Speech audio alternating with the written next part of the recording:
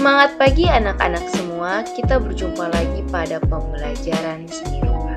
Nah, tapi sebelumnya, mari kita berdoa terlebih dahulu menurut agama dan kepercayaan kita masing-masing. Berdoa dimulai, berdoa selesai. Anak-anak, materi kita minggu lalu mengenai karya seni rupa murni Indonesia, yaitu tentang sejarah seni rupa murni prasejarah Indonesia, seni lukis Hindu klasik Indonesia, dan seni lukis Islam Indonesia. Dan materi kita hari ini mengenai karya seni rupa murni Indonesia, yaitu seni lukis Indonesia baru. Nah, seperti yang sudah kita bahas minggu lalu, perjalanan karya seni rupa murni Indonesia berasal ataupun berawal dari prasejarah Indonesia, kemudian ke seni lukis Hindu klasik Indonesia, dan masuk pengaruh seni lukis Islam Indonesia, dan terakhir yaitu seni lukis Indonesia baru.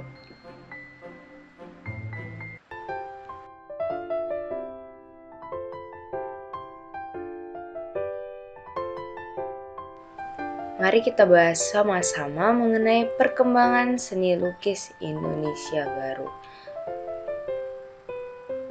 Seni lukis Indonesia baru berkembang setelah masa seni lukis Islam. Jadi perjalanannya berawal dari prasejarah, kemudian seni lukis Hindu klasik, setelah itu seni lukis Islam, dan terakhir seni lukis Indonesia baru. Di sini kita akan membahas latar belakang dan juga perkembangannya. Nah, latar belakangnya sendiri kita akan bahas yang pertama, warisan budaya.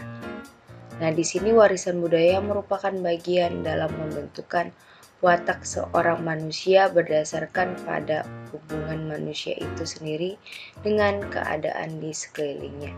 Kemudian kekuatan sejarah. Di sini kekuatan sejarahnya yaitu berasal dari Sumpah Pemuda pada 1928, menjadi dorongan kuat di masa awal perkembangan seni lukis Indonesia baru.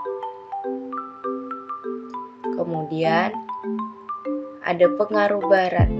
Pengaruh Barat di sini diawali dengan masa penjajahan. Nah, mengakibatkan persentuhan antara seni lukis Indonesia dan juga seni lukis Barat. Seni rupa Indonesia modern tidak bisa dilepaskan dari tradisi kesenian di Eropa. Contohnya melalui kolonialisasi ataupun penjajahan. Nah, persentuhan seni kolektif Indonesia dan seni modern Eropa itu melalui pelukis-pelukis Eropa yang datang ke Indonesia. Nah, karena itu telah menggugah individu-individu tertentu ataupun beberapa orang untuk membuka lembaran baru dalam berkesenian, yakni seni rupa baru. Pada zaman seni rupa Indonesia baru ini terjadi beberapa perkembangan seperti berikut. Mari kita bahas secara bersama-sama. Yang pertama ada masa Raden Saleh atau perintisan. Nah, Raden Saleh dipandang mempunyai bakat besar. Ia menjadi orang Indonesia pertama yang belajar seni rupa ke luar negeri. Nah, di Eropa sendiri Raden Saleh mendapat bimbingan dari pelukis potret terkemuka yaitu Cornelius Cruyff-Schumann dan pelukis pemandangan alam Andreas Seckort. Nah, hal tersebut merupakan sebuah contoh dari usaha pemerintah kolonial Belanda untuk mengasimilisasikan atau menyesuaikan masyarakat Jawa dengan kebudayaan Eropa.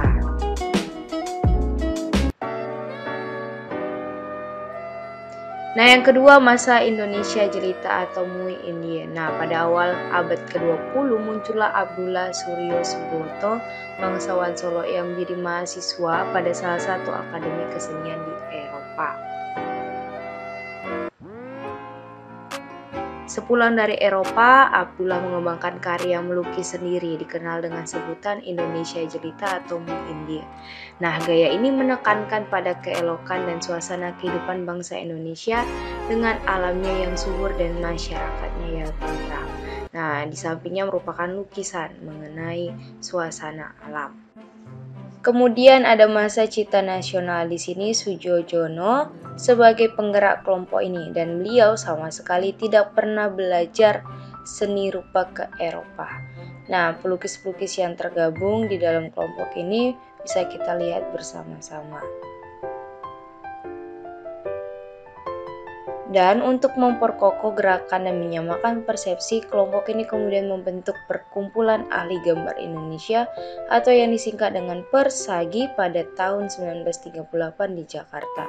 Dengan tujuannya yaitu untuk menggalang solidaritas nasional antar seniman lokal dan mengembangkan seni lukis yang bercorak asli Indonesia.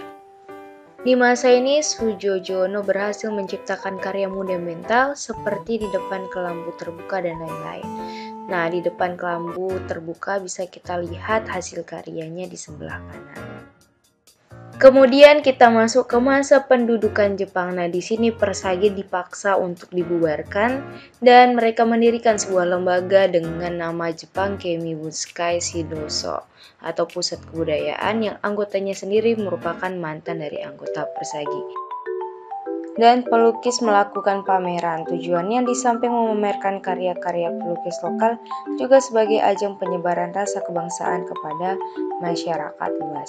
Di sisi lain, perubahan sosial politik terus bergulir dan semakin mempertebal jiwa nasional rakyat. Sehingga dibentuklah lembaga yang berupaya mempersiapkan segala sesuatu hal yang mungkin terjadi. Nah, lembaga itu didirikan oleh Insinyur Soekarno, K.H. Mansur, dan Ki Hajar Dewantara dengan nama Pusat Tenaga Rakyat ataupun Putra. Sebagai salah satu bidang dikelola lembaga ini adalah seni lukis. Sekarang kita ke masa sesudah kemerdekaan. Pada masa ini, perkembangan seni lukis di Indonesia menunjukkan kemajuan yang pesat. Dilihat dari bentuk poster-poster perjuangan dan lukisan sketsa di tengah-tengah pertempuran. Pada tahun 1946 pusat pemerintahan ke Yogyakarta dan pindah juga para pelukis. Kota Yogyakarta pun menjadi pusat para pelukis.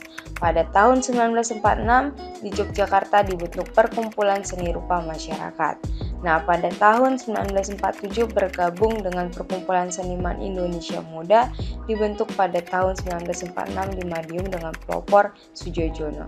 Nah, pusat kegiatan SIM berpindah ke Madiun, berpindah juga ke Surakarta, dan terakhir ke Yogyakarta untuk mengantisipasi keadaan yang masih sering bergejolak. Di Yogyakarta, anggota SIM menerbitkan majalah bernama Seniman. Tujuannya ajakan kepada para seniman berbakat agar bergabung sehingga anggotanya terus bertambah. Pada saat ini dibuka universitas di bidang seni rupa. Pada tahun 1949 dibuka ASTRI yang kini berubah menjadi ISI dengan tujuannya untuk mencetak calon-calon seniman. Pada tahun 1950-an berdiri pula Balai Perguruan Tinggi Guru Gambar di Bandung dan diubah sekarang menjadi jurusan seni rupa pada ITB. Dan terakhir jurusan pendidikan seni rupa IKIP Bandung. Beberapa tahun kemudian dibuka jurusan seni rupa di IKIP lainnya di seluruh Indonesia. Sekitar 1974 lahirlah kelompok seniman muda di berbagai daerah. Mereka menampilkan corak baru dalam penggarapan karyanya.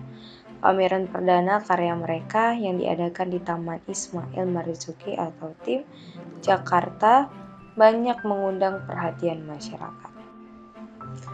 Baik anak-anak, kita sampai kesimpulan, seni rupa Indonesia modern tidak bisa dilepaskan dari tradisi berkesenian di Eropa dan juga melalui penjajahan.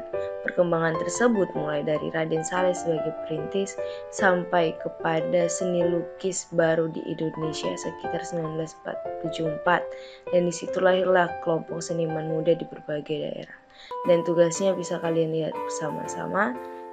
Sekian pembelajaran kita untuk hari ini. Tetap semangat dan tetap jaga kesehatan. Sampai jumpa pada pembelajaran berikutnya.